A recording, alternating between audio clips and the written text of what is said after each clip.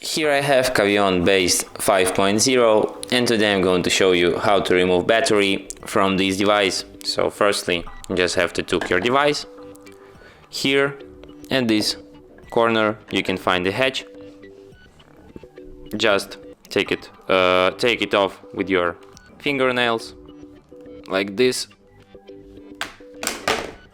Whoops.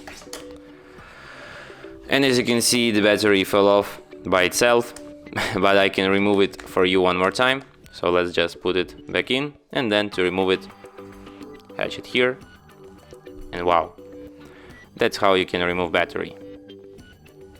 So to put it back in, just put it this side like this, and then put the cover back on and hold down power key to turn your device back on.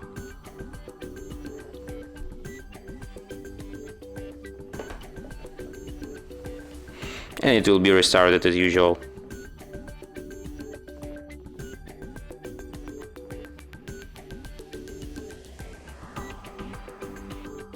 And that's it. Thanks for watching. If you find this tutorial useful, don't forget to hit that like button and subscribe to our channel.